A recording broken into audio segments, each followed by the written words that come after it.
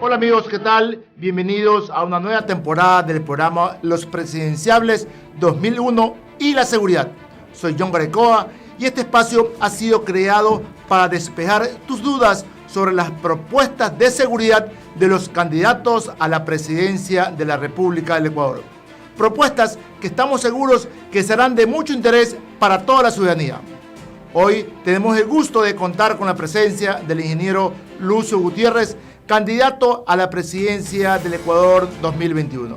Mi estimado ingeniero Lucio Gutiérrez, es un gusto tenerlo acá en este programa enfocado netamente a las preguntas que tienen que ver con la seguridad que nos interesa tanto al interior y al exterior de nuestro querido país. Muchísimas gracias por la invitación. Realmente un gusto comentar y conversar sobre estos temas de seguridad que son de tanta utilidad y al mismo tiempo preocupan y son de interés para todos los ecuatorianos. Correcto.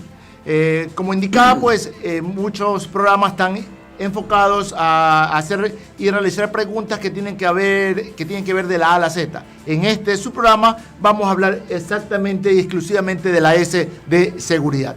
Así que en este primer bloque, mi estimado ingeniero Lucio Gutiérrez del Partido Sociedad Patriótica, ¿qué nos podría indicar con respecto a cuál sería su estrategia para reducir el narcotráfico, terrorismo y delincuencia internacional en nuestro país? A ver, ahí tendríamos dos tipos de acciones. Una, buscar acuerdos internacionales, acuerdos binacionales, buscar apoyo internacional de países que a través de la tecnología nos pueden ayudar a través de la firma de convenios en la lucha contra el narcotráfico, contra el terrorismo, contra todas estas amenazas externas. Pero también como país tenemos que actuar y de inmediato. Hay que equipar adecuadamente a nuestra Fuerza Aérea Ecuatoriana con radares para controlar el espacio aéreo ecuatoriano. Recordemos que política del gobierno anterior a favor de los grupos delincuenciales, especialmente el narcotráfico, fue el dejar desguarnecido a nuestro espacio aéreo. Entonces, una vez que tengamos los radares que se comuniquen con los aviones militares de la Fuerza Aérea Ecuatoriana, podemos utilizar una ley que hay que aprobar en el Ecuador, que es para derribar narcoavionetas que no se identifiquen. Los aviones militares, a toda narcoavioneta que no se identifique o a una avioneta sospechosa o avión igualmente sospechoso, le pedirá pues que se identifique. Si se identifica en buena hora, si no se identifica, le pedirá que aterrice en algún aeropuerto lo más cercano que sea posible y de acuerdo obviamente a las características del avión que no se identifica. Y si es que no obedece ninguna de estas órdenes, pues tener en la ley contemplado la posibilidad de derribar ese avión. De esta manera, Yo nunca estuve de acuerdo en propuestas anteriores de expresidentes donde aún en campaña decían que no iban a mantener la base de Manta. ¿Usted traería nuevamente una base extranjera a nuestro país o cuál es su opinión en ese sentido? A ver, en este momento eso no es posible porque la Constitución lo prohíbe. Habría que primero pues cambiar la Constitución de la República, pero se puede hacer lo mismo de otra manera. La Constitución lo que prohíbe son bases militares en instalaciones militares ecuatorianas. Se pueden hacer convenios con los Estados Unidos o con otros países que tienen la misma tecnología que los Estados Unidos. Por dar unos 2 o 3 nombres, está Israel, está Inglaterra, está Francia, está Alemania, y se podría hacer esta lucha tecnológica contra el narcotráfico, contra el terrorismo, contra la delincuencia internacional organizada, desde instalaciones particulares, desde instalaciones civiles, desde locales pues que no tengan que ver nada con las Fuerzas Armadas ecuatorianas. De esta manera se está cumpliendo el mismo objetivo, combatir el narcotráfico, combatir a estos grupos delincuenciales, y por otro lado pues estamos cumpliendo lo que dice la Constitución de la República, que no se pueden utilizar bases militares ecuatorianas con militares extranjeros. Todo esto es política futura de posibles amenazas. En cuanto a los grupos armados al margen de la ley, ¿cuál sería la acción o reacción por parte de su gobierno? Bueno, tenemos que prepararnos para las posibles amenazas, porque no es que por haber firmado la paz con nuestros vecinos, lo que definitivamente nos ha traído pues ventajas incalculables para los ecuatorianos, porque la paz es invalorable. Con nuestros hermanos del sur, por ejemplo, una vez que hemos firmado la paz, podemos movilizarnos con tranquilidad al norte del Perú y los peruanos pueden ingresar con toda facilidad, con toda confianza, con toda tranquilidad a la parte sur del Ecuador. Sin embargo, pues los países no pueden decir jamás puede haber un nuevo conflicto internacional, hay que estar preparados. Obviamente las amenazas han disminuido en el tema internacional, pero no las podemos descartar de manera total. Eso por un lado. Y por otro lado, pues obviamente las amenazas más inminentes son de grupos armados, son de grupos de narcotráfico también armados, y sobre esas amenazas tenemos que estar preparados de manera permanente. Fuerzas armadas pequeñas, pero bien equipadas, flexibles, que puedan pues acomodarse y enfrentar con total posibilidad de éxito cualquiera de estas amenazas de las que estamos hablando. Efectivamente, esperemos que nunca se presente, pero si llegara a suceder un tema de alguna amenaza territorial con nuestro vecino país, Perú, que ya se ha firmado la paz y toda la situación, así que, pero ¿qué pasa? Y usted ya lo ha indicado, que hay los conflictos con grupos armados al margen de la ley, pero si se presenta una situación territorial propiamente, ¿usted cree que se puede presentar y qué se puede hacer en el momento? Bueno, le decía hace un momento pues que tenemos que tener fuerzas armadas completamente equipadas, siempre manteniendo la relación entre seguridad y desarrollo. No podemos irnos por ninguno de los dos únicamente, no podemos irnos solo por el desarrollo descuidando la seguridad. Ya tenemos la experiencia amarga de 1941, en donde perdimos la mitad del territorio. Tampoco podemos hacer lo contrario, irnos solo por la seguridad. Ya vemos lo que ha pasado en países como la ex Unión Soviética, por ejemplo, por gastar únicamente en material bélico, se desintegró la ex Unión de Repúblicas Socialistas Soviéticas. Vemos lo que pasa en Venezuela, vemos lo que pasa en Cuba, que solamente por darle fuerza a la seguridad, al equipamiento de sus fuerzas armadas, cómo destruyeron la economía de sus países y se vuelven más vulnerables que antes. Entonces, siempre hay que mantener ese equilibrio entre la seguridad y el desarrollo. Para desarrollarnos necesitamos de seguridad, y para tener seguridad, obviamente, necesitamos tener recursos, y eso se obtiene con el desarrollo de nuestros países. Todo esto nos va a permitir tener una seguridad, una política adecuada que garantice la seguridad de nuestras fronteras ecuatorianas. En otro tema, ¿cuál sería su acción preventiva sobre las amenazas por desastres naturales o catástrofes que todos estamos expuestos a este tipo de situaciones? Tenemos que volver a la organización como teníamos antes de la defensa civil. Correa cambió, creó por ahí una central de riesgo, creó alguna nueva institución que ha sido un fracaso. Tuvimos el terremoto en Manabí, en Esmeraldas, y definitivamente lo único que entraron es a robar.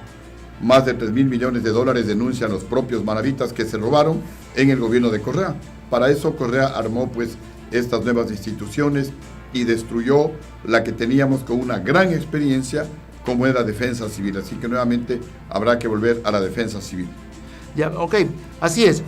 Obviamente todos los países siempre vamos a estar expuestos a desastres naturales, como lo vemos a diario, posiblemente en los noticieros, por tantas situaciones de desastres naturales que se presentan en cualquier parte del mundo. Ya hemos hablado también de inversiones y equipamiento, como usted indicó, para las Fuerzas Armadas. También el hecho de recibir el apoyo de otros países en temas de seguridad externa e interna, el hecho de aceptar donaciones de armas y equipos. Actualmente se permite en la ley esa donación por parte de otros países con respecto a equipamiento para el Ecuador. Por supuesto que siempre es posible y bienvenida la cooperación extranjera, que también puede ser en donaciones de armas y equipos. El gobierno de Correa, que por un lado rechazaba esta posibilidad, pero fue público y notorio que se recibieron, por lo menos aceptaron que recibieron 10.000 fusiles HK, fusiles de guerra, en una supuesta donación de China al Ecuador. Y se menciona pues que es mucho más que los 10.000 fusiles. Entonces sí se puede aceptar ese tipo de donaciones para incrementar la seguridad de nuestro país, no con otros fines políticos, sobre todo como los que perseguía pues el gobierno de Rafael Correa. ¿Y este mismo apoyo puede también ser implementado para fortalecer programas de ciberseguridad o ciberdefensa? Por supuesto, ahí el tema es mucho más claro, mucho más necesario, mucho más urgente. El Ecuador necesita ese tipo de implementación de programas porque son las nuevas amenazas y debemos estar preparados para evitar pues ataques contra la ciberseguridad y también pues estar preparados con equipos, con programas para la ciberdefensa. Correcto. Nos vamos a nuestro primer corte comercial. Regresamos enseguida con su programa, Los Presidenciables y la Seguridad. Seguimos con su programa, Los Presidenciables 2021 y la Seguridad. En este bloque vamos a hablar seguimos conversando con el ingeniero Lucio Gutiérrez, candidato presidencial 2021 por Sociedad Patriótica. Y en este bloque vamos a hablar netamente de lo que tiene que ver con seguridad interna en nuestro país. Mi estimado ingeniero, ¿cuáles serían las condiciones óptimas de seguridad para la prosperidad ciudadana? Bueno, las condiciones óptimas serían, ojalá tener pues cero delincuencia.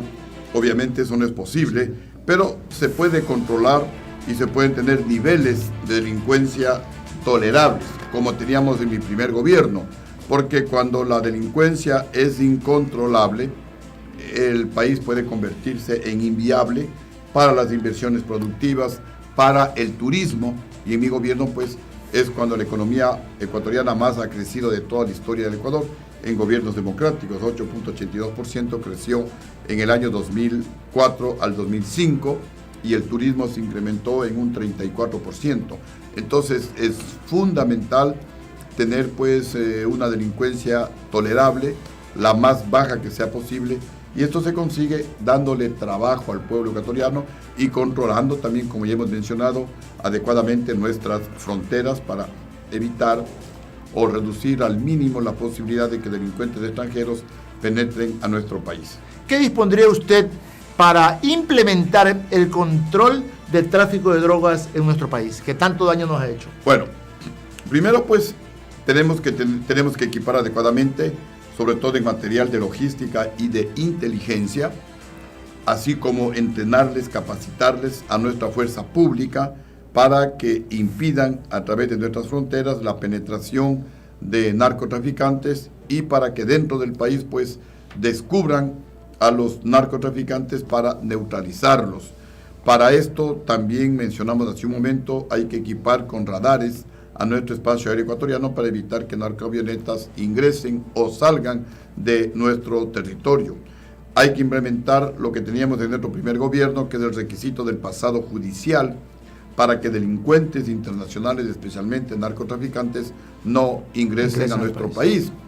Tenemos que tomar medidas como, por ejemplo, eliminar la tabla mínima de consumo de drogas para desalentar la producción de drogas y el tráfico de drogas en nuestro país, y endurecer el control del tráfico de drogas con disposiciones mucho más severas, por ejemplo, en el caso de los bancos, en equipar y estar permanentemente en control de la UAFE, de la Unidad de Análisis Financiero, para que también nos ayude a detectar movimientos de dinero sospechosos en los bancos ecuatorianos, y de esa manera pues cortarle todas las salidas, cercarle a la posibilidad de acción del narcotráfico en nuestro país. ¿Tiene usted alguna estrategia especial de equipamiento para nuestra Policía Nacional? Bueno, yo creo que lo más importante sería devolverle la autonomía a la Policía Nacional. Lamentablemente esta autonomía se cortó en el gobierno de Rafael Correa, pero todo por hacer negociados. Ya no eran los policías, que son los que conocen qué material necesitan, sino el ministro de gobierno y obviamente con el aval del propio Rafael Correa. Pero ¿para qué hicieron esto? Para robar, para las coimas, para el sobreprecio. Entonces pienso que la mejor estrategia sería devolverle la autonomía a la Policía Nacional y también a Fuerzas Armadas, para que sean ellos los que con su experiencia, con su experticia, con su conocimiento y con las necesidades y sabiendo cuáles son sus necesidades reales, sean pues los que adquieran el material que necesitan para enfrentar con mayores posibilidades de éxito al narcotráfico y al crimen organizado. Con este equipamiento, ¿cuál cree usted que sería la estrategia para reducir la delincuencia común y el crimen organizado en nuestro país? Bueno, con esto pues hay que realizar patrullajes permanentes por parte de la fuerza pública para detectar a los narcotraficantes que se encuentran en nuestro país, fortalecer, ya lo mencionamos, la inteligencia militar y policial para detectar cosas sospechosas en las ciudades, en los barrios, en las casas de seguridad que utilizan estos delincuentes.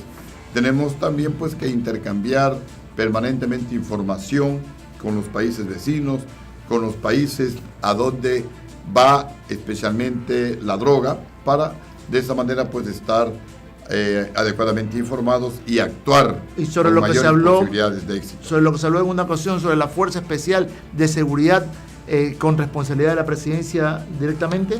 Por supuesto, la presidencia también debe estar muy enterada de qué es lo que está sucediendo, porque en las actuales circunstancias en las que se habla de un narcoestado, de una narcodemocracia, que se habla que todas las instituciones públicas, democráticas del Ecuador estarían ya infiltradas por delincuencia internacional, por narcotráfico, la presidencia de la República tiene que estar muy activa, muy en contacto permanente para evitar que esto suceda. Actualmente a los aspirantes a Policía Nacional y a la Policía activa, los policías activos netamente, le hacen el control de confianza con el uso del polígrafo. ¿Usted conoce y confía en el proceso investigativo con el uso del polígrafo? Por supuesto que es una alternativa, es una herramienta que se le está utilizando y que ha servido de mucho, pero la tecnología pues sigue creciendo, sigue mejorando, sigue actualizándose.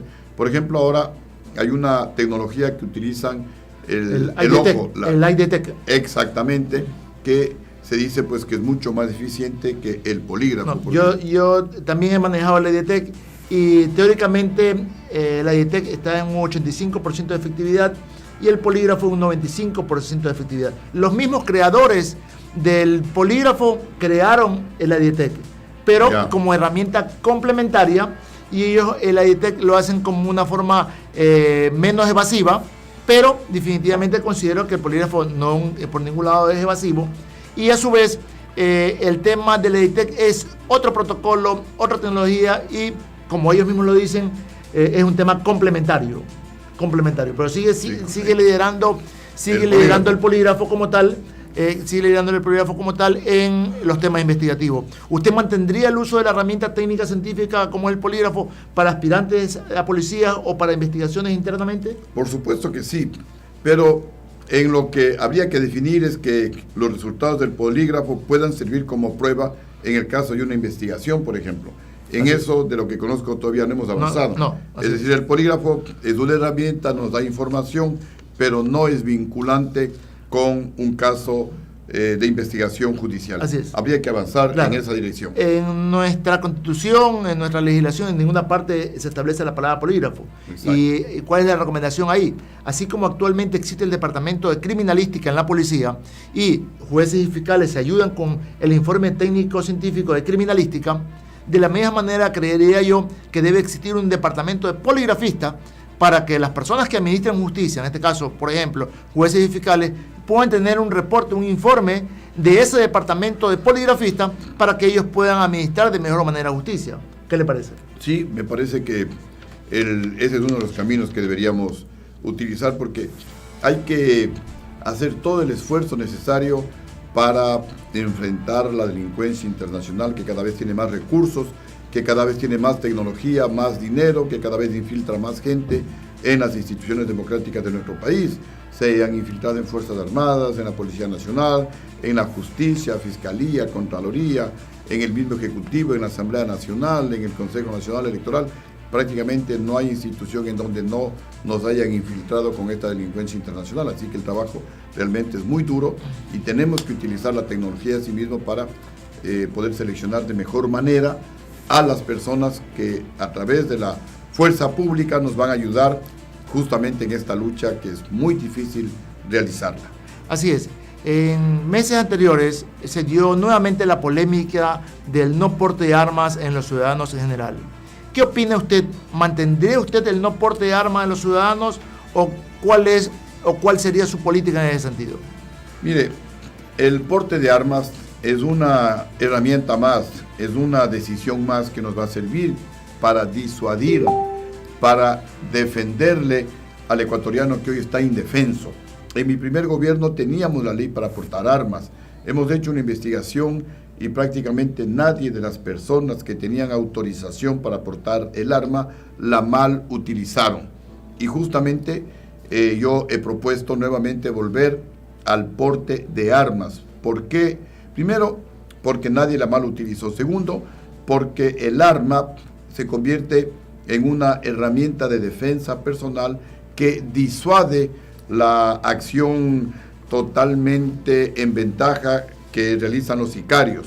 En la actualidad, como los sicarios son los únicos que pueden estar armados y saben que los ecuatorianos estamos completamente indefensos, entran a un restaurante, entran a un centro comercial, le ubican a la víctima y sin darle la más mínima posibilidad de que se defienda, le asesinan.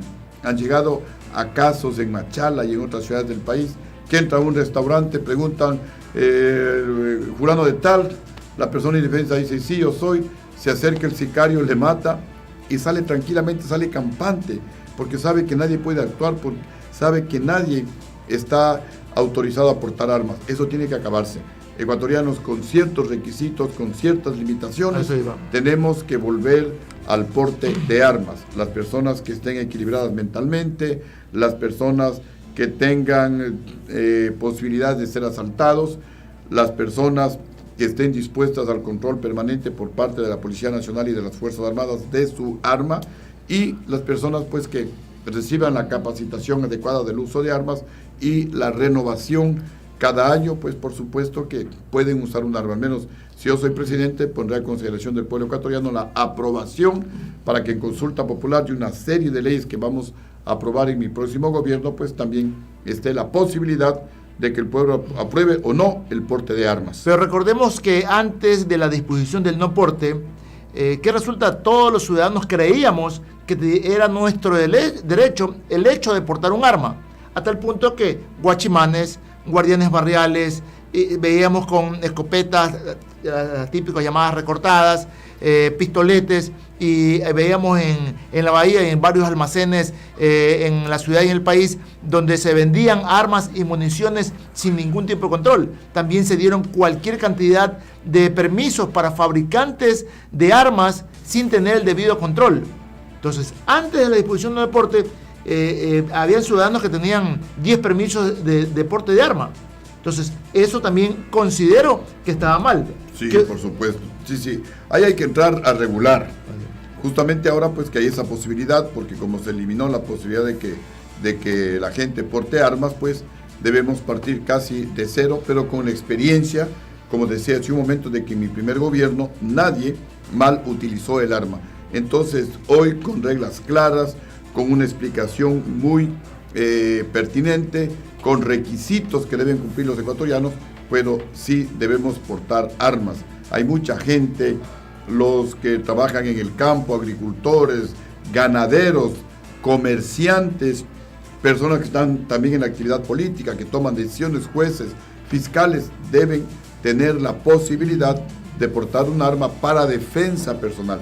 Esto no es indiscriminado, no es como en los Estados Unidos, en donde hay libertad para comprar armas. Ahí no le están preguntando nada, simplemente va a un local que tiene autorización para la venta libre de armas y cualquier ciudadano puede comprar un arma, una ametralladora, un fusil. Acá no, acá es únicamente con pistolas de bajo calibre para defensa personal y también para que las empresas de seguridad privada puedan armar y puedan capacitar adecuadamente a sus guardias de seguridad para que los guardias de seguridad pues den una seguridad a las personas que lo contratan. Hay, por ejemplo, guardias de seguridad en condominios que no tienen arma. ¿Cómo van a dar seguridad a los condóminos si no tienen un arma? Entonces, pues, eso también es ridículo. Una cosa es normar el uso del arma y otra es tener a la ciudadanía desarmados. Un ejemplo, no porque los vehículos atropellan a las personas, vamos a decir, nadie usa vehículo. No es así. Hay que capacitar a la gente, hay que poner semáforos, hay que poner puentes, controles, peatonales, multas, controles, exacto. Entonces, lo mismo es con el tema de portar armas. ¿Cuál sería el aporte de su gobierno para fortalecer la investigación criminal?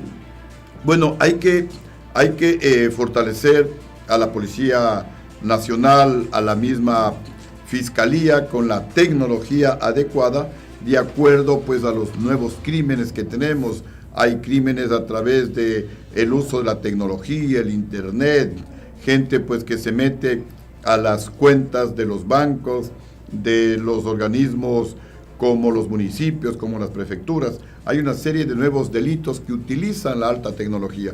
Pues hay que darle esa misma capacidad, hay que darle esa tecnología, hay que darle esa logística a las fuerzas estatales que justamente combaten ese tipo de delitos. Uno de los principales crímenes que enfrenta el país y el mundo entero, obviamente, son los fraudes por sistemas tecnológicos, inclusive desde un mensaje de WhatsApp, de ventas ilegales por Facebook y tanta situación que se inventan los delincuentes para poder lograr su objetivo. ¿Usted reforzaría o recomendaría la tecnología, la innovación en temas de seguridad, tanto para que las personas, las instituciones, inclusive públicas y privadas, no se vean expuestas a este tipo de fraudes? Por supuesto que sí. Hay que impulsar estos proyectos de ciencia, de tecnología y de innovación en temas de seguridad, tanto en la parte interna como en la parte externa, porque en caso contrario pues vamos a quedar a merced de los delincuentes que están sumamente bien entrenados, sumamente bien equipados, porque la misma delincuencia pues les da recursos para ir mejorando su capacidad delincuencial. Entonces no puede el Estado quedarse rezagado, tenemos que estar, si no encima de los delincuentes, por lo menos a nivel tecnológico de los delincuentes, pero en muchos casos la fuerza policial está menos equipada que los delincuentes y eso no puede ser. ¿Usted cree, cambiando de tema, usted cree que existe actualmente algún tipo de malestar en el bienestar de los miembros de Fuerzas Armadas y Policía Nacional? Por supuesto que sí. Hay malestar porque el gobierno le debe al ISFA, que es el Instituto de Seguridad Social de las Fuerzas Armadas, y esto trae consecuencias. No pueden dar préstamos para los afiliados, no hay una atención adecuada en el hospital militar, no hay prestaciones de salud.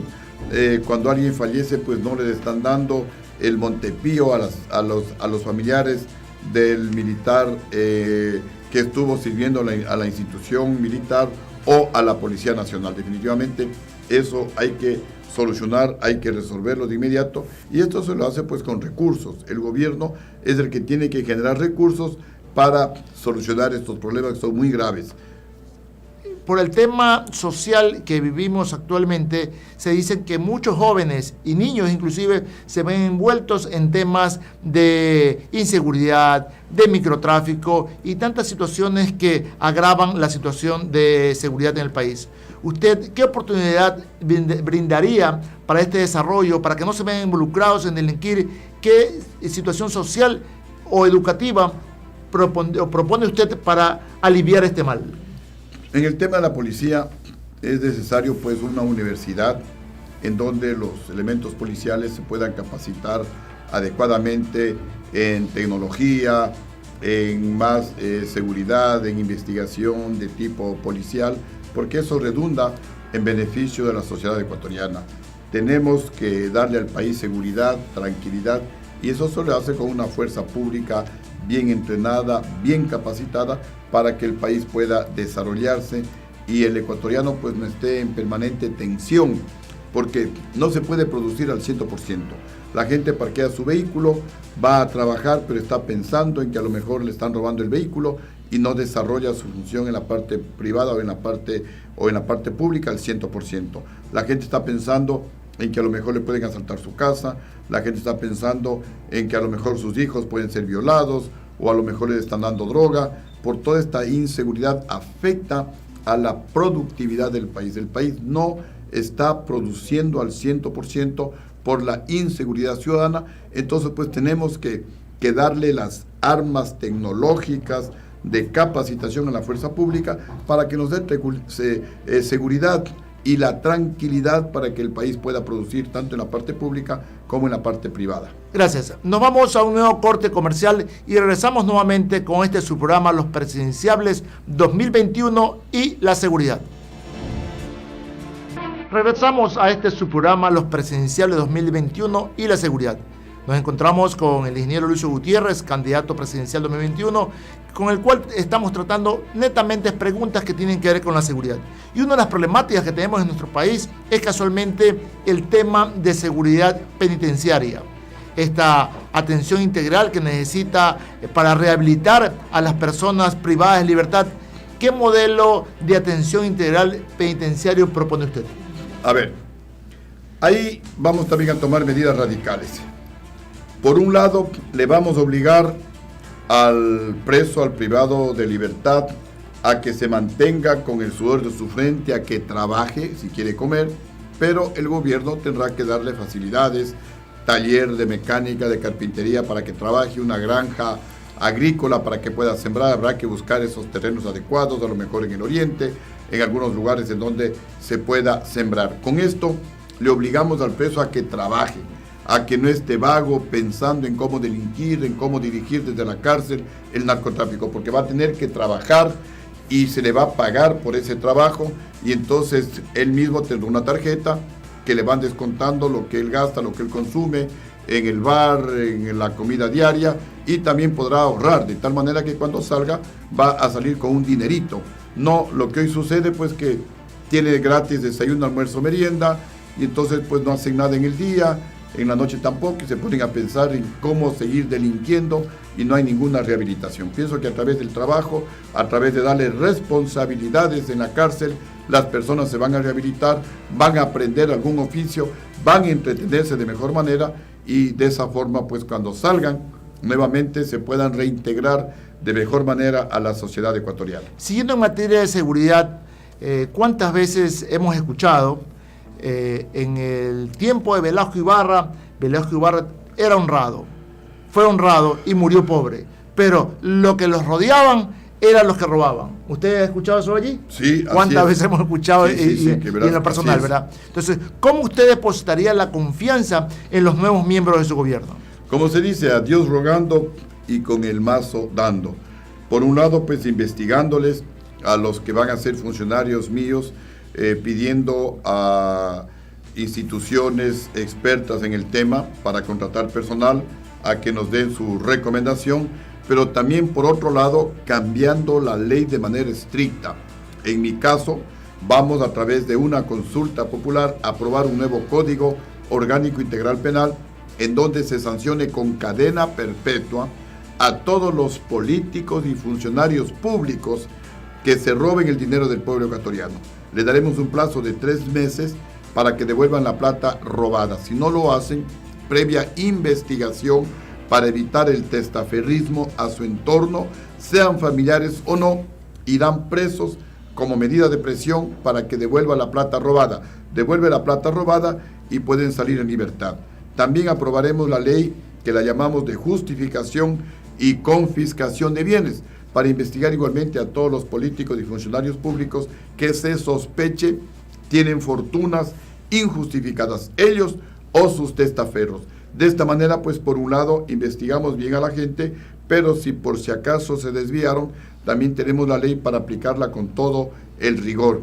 Y justamente a los amigos, a los familiares, a los conocidos, habrá que actuar pues con mucha mayor rigurosidad, porque también es una decisión de ellos, es una lealtad mutua. Si uno le da una confianza a un amigo, a una persona, pues esa persona, ese amigo con mucha mayor razón, tiene que hacerse acreedor a esa confianza, porque si le falla, no le está fallando solamente al presidente, le está fallando al país, que le dio esa oportunidad para crecer, para servirle al Ecuador. Así que seremos muy estrictos en ese tema de sancionar actos de corrupción si se presentan en mi gobierno.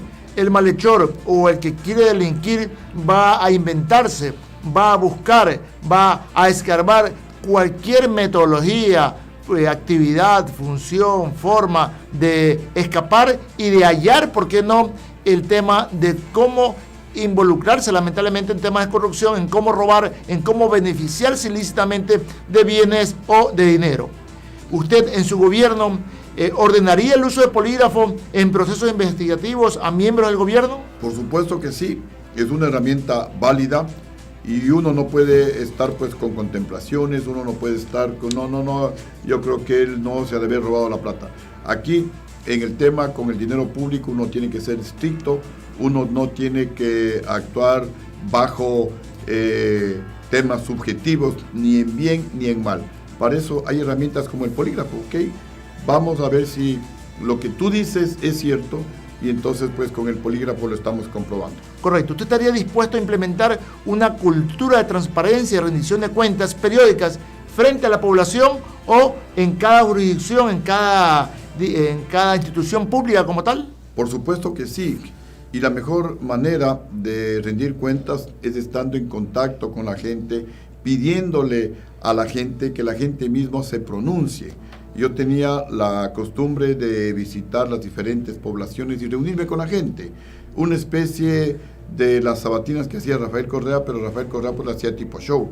Yo me reunía prácticamente sin prensa, de una manera casi que privada, y conversaba con la gente.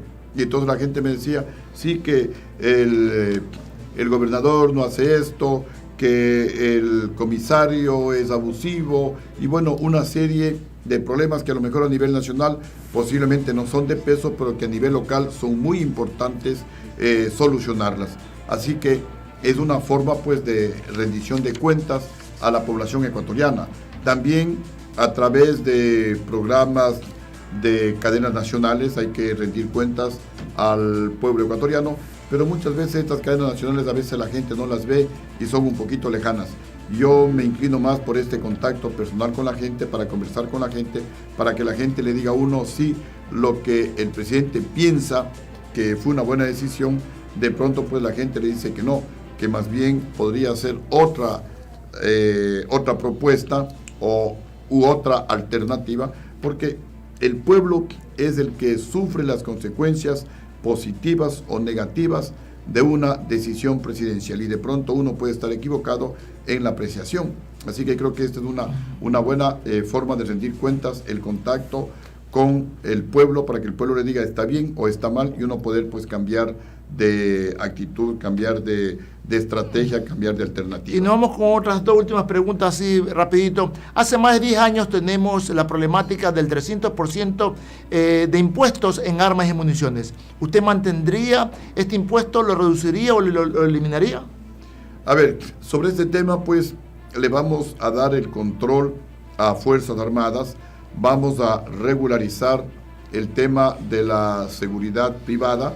La propuesta mía es crear una secretaría para que sea la que norme, para que sea el organismo rector de la seguridad privada en el Ecuador, para que tanto las empresas privadas estén dentro de la ley, porque se menciona que hay un buen porcentaje de empresas de seguridad que están actuando al margen de la ley. ¿Y en cuanto al porcentaje propiamente? El porcentaje habrá que revisarlo para dar facilidades, porque ahora la idea no es evitar que lleguen armas al Ecuador. La idea es que las armas sean bien utilizadas en defensa de los ciudadanos y no pues solamente que los sicarios, los delincuentes puedan estar bien armados. Entonces, esos porcentajes hay que revisarlos, son demasiado altos. Primero, porque eso genera contrabando. Todo lo que es excesivo genera contrabando, y es por eso que empresas de seguridad no pueden tener buen armamento, porque les toca pagar un impuesto exagerado. ¿Algún otro Mientras bien? que el delincuente, pues a través del contrabando, está mucho mejor armado que los guardias de seguridad de una empresa de seguridad. ¿Algún otro bienestar a favor de la seguridad privada que tenga usted en mente? Bueno, con esto de la Secretaría Privada vamos a lograr que la seguridad privada sea tan eficiente como, por ejemplo, tenemos educación pública y tenemos educación privada, y hay una sana competencia, y a veces pues la seguridad o la educación privada quiere ser mejor que la educación pública. En la salud es lo mismo, tenemos la salud pública y tenemos la salud privada. Pues queremos ahora normar que así como hay la seguridad pública que da la fuerza pública, igualmente pues tengamos una sana competencia con la seguridad privada, bien normada dentro de la ley, para que se fortalezcan las empresas de seguridad privada, tengan sus escuelas de formación, compartan y tengan pues un intercambio con las Fuerzas Armadas y la Policía Nacional, de tal manera que el país crezca, para que las empresas y compañías de seguridad realmente sean un aporte seguro para la seguridad ciudadana, porque en ocasiones pues contratan empresas no muy recomendables, contratan personal igualmente que no es muy conocido, y se producen una serie de incidentes, de asaltos, de robos, propiciados por los mismos guardias de seguridad que no han sido adecuadamente reclutados, adecuadamente investigados. Esto lo tenemos que normar con la finalidad de que ganemos todos, que gane la empresa de seguridad, gana el guardia de seguridad, que ya no va a ser explotado, y gane el ciudadano, porque va a tener una mejor seguridad ciudadana. Agradecemos la presencia del ingeniero Lucio Gutiérrez en su programa e invitamos a todos los candidatos a compartir este mismo espacio para hablar netamente de temas que tienen que ver con la seguridad. Gracias por acompañarnos en esta segunda temporada de Los Presidenciables. Soy John Garecoa, y en este espacio que ha sido creado para despejar tus dudas sobre las propuestas de seguridad de los candidatos a la presidencia del Ecuador 2021. Hasta un próximo candidato. A la orden, mi Ecuador. Muchas gracias.